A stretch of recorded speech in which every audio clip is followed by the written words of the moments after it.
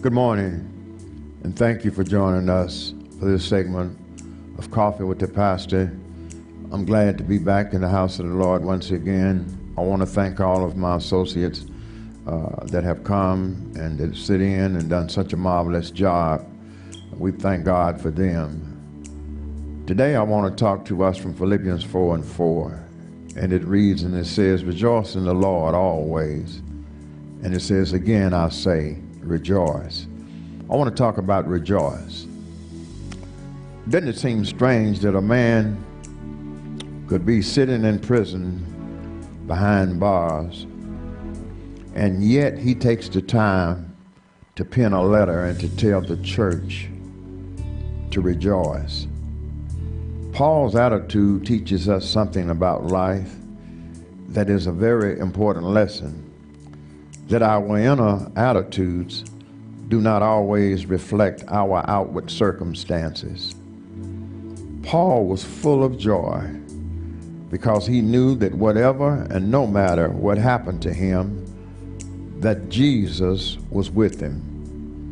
It's so easy to become discouraged about your circumstances and the unpleasant things that you go through in life and that transpire in your life when you feel like that nobody's with you. But if we could only remember that we don't have to face whatever situations that it is that you're facing today in life. You don't have to face your situations alone. Jesus is always close to us to provide us with strength, courage, hope, and help. So Paul here in this letter today, he's determined to have some joy in his life despite the circumstances that he finds himself faced with. Despite his confinement, he would say to us today that I've learned how to be content in whatsoever state that I'm in. Because of his mindset, he could see beyond the clouds that were hanging low in his life without any doubt that Jesus was greater than any problems that he would face that day or the future to come. So he invites and he writes the church to rejoice in the Lord always. I want to say to us today that you are fighting a wall of circumstances. Stop allowing the devil to steal your joy, your peace, your happiness, and your satisfaction. Jesus will give you peace that passeth all understanding, even on your worst day, if you would only allow him to. Jesus may not be seen in body, but I promise you he is forever present in spirit. He will give you patience for your trials, comfort in your afflictions, strength in your battles. He hasn't given up on you, so don't you give up on him. Rejoice today, my brothers and my sisters. God is still on the throne.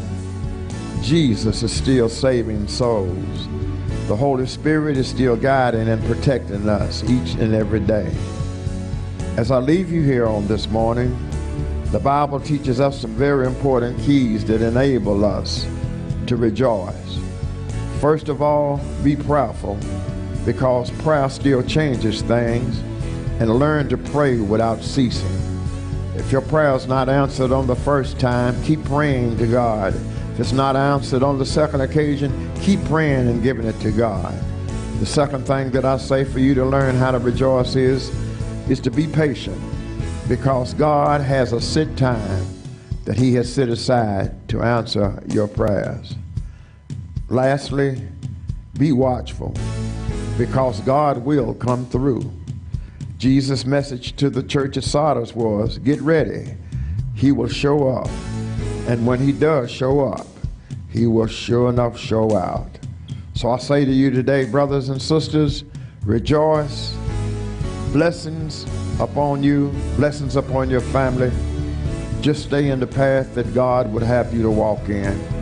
And I will guarantee you that everything will be all right. Rejoice in the Lord and be glad, for this is the day that the Lord has made. God bless you. God keep you. And I pray that these words have benefited you and given you some strength in your day. God bless.